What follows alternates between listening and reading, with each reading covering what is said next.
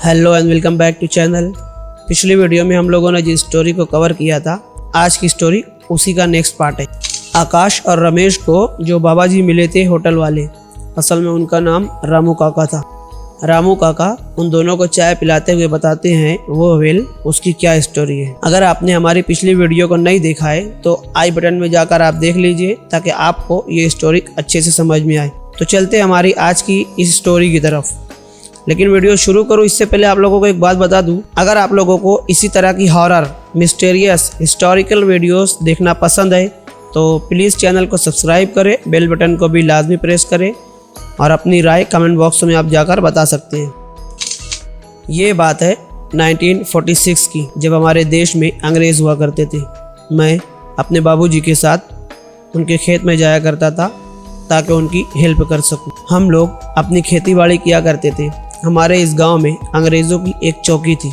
उनकी चौकी के एक तरफ उन्हीं की एक कॉलोनी थी जिसमें वो अपनी फैमिली के साथ रहा करते थे। अंग्रेज़ों की उस चौकी में एक भारतीय था, अर्जुन नाम का, जो कि किसी अच्छे ओहदे पर था। अर्जुन और उसकी पत्नी नैना, ये दोनों ही गोरों की कॉलोनी में उन्हीं के साथ रहा करते थे। उसका एक बेटा था जो कि करीब 10 मंथ का था। सब कुछ अच्छे से चल रहा था, तभी अर्जुन की मुलाकात एक गोरी मैम से होती है किसी काम के सिलसिले में। अर्जुन उसे देखते ही उस पर मोहित हो जाता है। हर समय इसी बात में लगा रहता है कि किसी न किसी बहाने से उसे बात किया जाए। देखते ही देखते पता ही नहीं चला कब इन दोनों की मुलाकात प्यार में बदल गई। अब गोरी मैम अर्जुन से कहती है कि तुम्हारी एक पत्नी के होते हुए मैं तुमसे शादी नहीं करूंगी, या तो तुम मुझसे दूर हो जाओ या अपनी पत्नी का कुछ करो। अब अर्जुन दिन रात इसी ख्याल में लगा रहता था कि इसका क्या किया जाए। उसके मन में एक शैतानी ख्याल आता है और इनफैक्ट वो उसको पूरा भी कर देता है। एक रात में नैना काफ़ी गहरी नींद में सोई थी। ये उठता है और एक बड़ा सा पत्थर उठाकर उसके सर पे मार देता है। नैना की आवाज़ भी ना निकल पाई और इसे लगा कि ये मर चुकी है। वो ठीक से जब देखता है तो नैना का वो बच्चा जो कि 10 मंथ का था, वो बिल्कुल अपनी माँ से लिपट कर सोया था। जब अर्जुन ने नैना के सर पे पत्थर मारा तो वो पत्थर अनफॉर्चुनेटली उस बच्चे के भी सर पर लग जाता है और वो बच्चा वहीं पर दम तोड़ देता है। अब ये इंतज़ार करता है ताकि रात और गहरी हो जाए।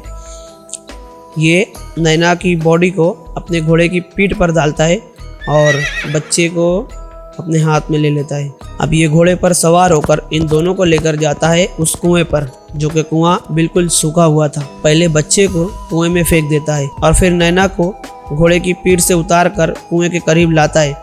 तो ये देखता है कि नैना धीरे धीरे कुछ बोल रही है। वो अपने नाइफ से नैना का गला काट देता है। ये सब करने के बाद वो नैना की भी बॉडी को उसी कुएं में फेंक देता है।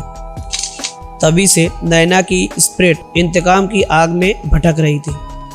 एक दिन उस कुएं पर जो सूखा सा पेड़ था, उस पेड़ पर अर्जुन की बॉडी लटकी हुई मिलती है। तब से वो स्पिरिट सबको अपने बदले की आग में जलाती है। अब होता कुछ यूँ है कि गांव वाले मिलकर अंग्रेज़ों की भी कुछ मदद लेते हैं और उन लोगों ने मिलकर 3 धर्म गुरु को बुलाते हैं, जिसमें एक पंडित, एक मौलवी और एक क्रिश्चियन के पादरी थे। ये तीनों बहुत ही पावरफुल थे। जब ये उस कुएं पर बैठकर अपना जाप या के पढ़ाई, जो कुछ भी आप कह ले, वो करते हैं, वो स्पिरिट एक बच्चे की बॉडी में आती है। वो बताती है कि किस तरीके से अर्जुन ने एक गोरी मैम के चलते हुए नैना को और उसके बच्चे को कितनी बेरहमी से मार दिया था। तभी से वो बदले की आग में भड़कती है। तो धर्म गुरु उससे कहते हैं कि तुम्हें जिसने मारा था, तुमने उसको तो मार दिया, अपना बदला पूरा हो गया, अब तुम शांति कर रखो। तब नैना बताती है मेरा अंतिम संस्कार नहीं किया गया है, तो आप लोग मेरा अंतिम संस्कार कर दो ताकि मेरी रूह को भी आज़ादी मिले। तो ये जो तीनों धर्म गुरु थे, ये उस स्पिरिट से वादा करते हैं, नैना की स्पिरिट से, कि हम लोग तुम्हारा क्रियाक्रम ज़रूर करेंगे, तुम्हारी विदाई जो कुछ भी विधि है वो हम लोग ज़रूर करेंगे।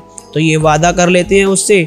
और होता ही कुछ यूँ है कि 1947 आ जाता है। उस समय आज़ादी का दौर था। अफरा तफरी में उन लोगों को ये मौका नहीं मिल पाया। अंग्रेज़ इंडिया छोड़ने लगे और भी पार्टीशन होने के बहुत सारे वाक़यात होने लगे थे, तो गांव वालों को ये मौका नहीं मिल पाया। और उधर नैना की स्पिरिट को ये लगता है कि इन लोगों ने मेरे साथ धोखा किया है, तो तभी से वो और ज़्यादा भड़क जाती है और उस तरफ जो भी जाता है उन लोगों को अपने बदले का निशाना बनाती है।